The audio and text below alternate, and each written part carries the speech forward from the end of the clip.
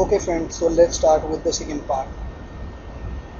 So general studies, our question is general studies, how to prepare. This we will start from here, and then we will discuss about the sociology and psychology type. Okay, so these are the topics. So GS topics, if we talk, then we have current events of national and international importance. This is a very important topic where you can get information. So the books and study material which you can use for preparing this topic, we will discuss that. So first of all, the Hindu. Well, this newspaper is a gem for IAS aspirants, I would say, because it contains lucid and very important information. And this is not a newspaper which is deluged by Bollywood news and different kinds of news. So you can get a concise information on the national and international issues on by the help of this. I can also recommend, if you are staying outside India, then you can get the e-subscription of this newspaper.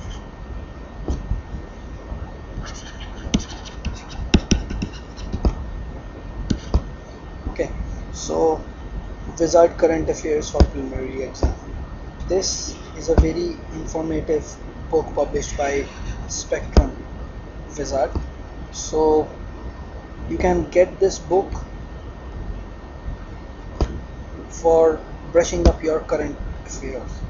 In this way you can get an information about the current affairs. So current events for preliminary exam wizard is very necessary.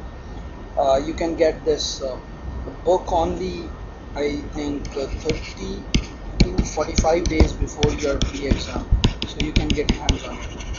I will also discuss another book when we go to the economic section. Okay, if you talk about history of India and Indian national movement, then history of India doesn't have much cost to benefit ratios, so we can leave that. In case of Indian national movement, there is one book from Spectrum Modern India which is very beautifully written.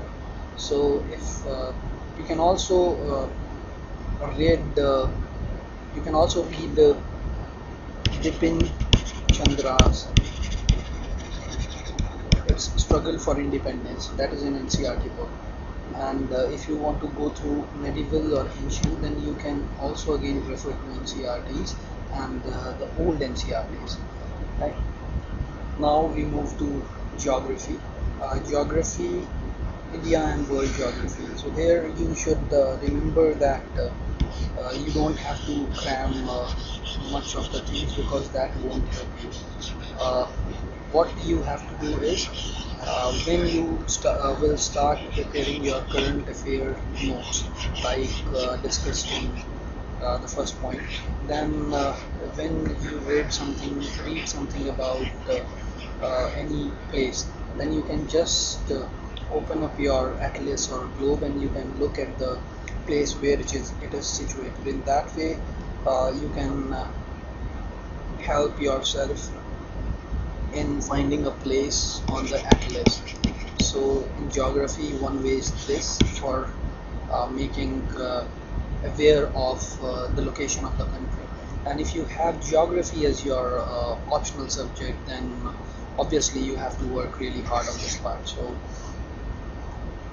for physical, social and economic geography of India and the world, you can refer to NCERT 4 books. These are must.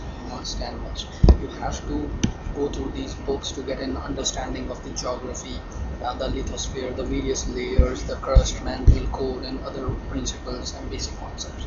So after reading this, you can also refer to Wikipedia, or you can refer to YouTube to view the videos that can describe or that can make you understand the complete concept. Say suppose for La Nina or El Nino current, you can go through YouTube and uh, look at the animation that how this thing happens. So in this way you can build a very good base for your geography. Otherwise you can also go through the Tata manual geo section, but it is very hard to understand, I have found it, because it is completely theory. And there is one book which is called The Complete Idiot's Guide to Geography. It is a beautiful book which you can get it from internet, where it has all the needed information, like longitudes, latitudes, and another details described in a very nice way. So you can approach geography this way. And if you talk about Indian polity and governance, then Lakshmikant is the only book which I can refer to. Although there are several other books like Our Constitution by Subhash Kashyap, I have also read that, and the D.D. Basu Introduction to the Constitution of India also. But this book for civil services, this is from I think McGraw-Hill's publication. So this book is purely written for IAS exam. So in this way, it is very helpful. These two books are written on the way of theoretically, so it won't help you much. But still, if you have sufficient time, then you should go through both of them, supplemented with this, and you can also go with the NCRTs. And instead of starting from 10th, you should start from 9th NCRT, where they will explain you about the Panchayati Raj and the basics things about the federalism and basic concepts of polity.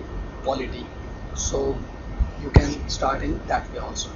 And next, if we come to the economic section, which is becoming very important year by year, then you can first go through the Indian economic development for class 11.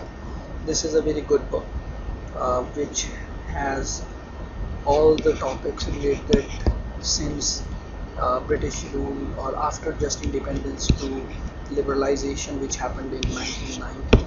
And then the book will explain you various factors affecting our economy, pre-independence and post-independence.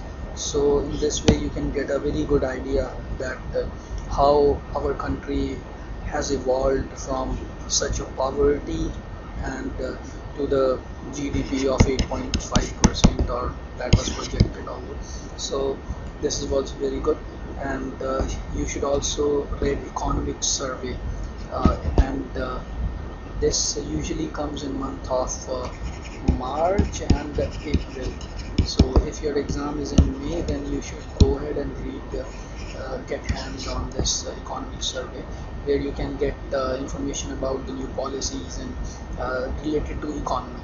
So Uma Kapila is also a very nice book where you can refer for preparation of economy. At least you can read it, this Uma Kapila once, so that you can get information and knowledge to tackle this exam.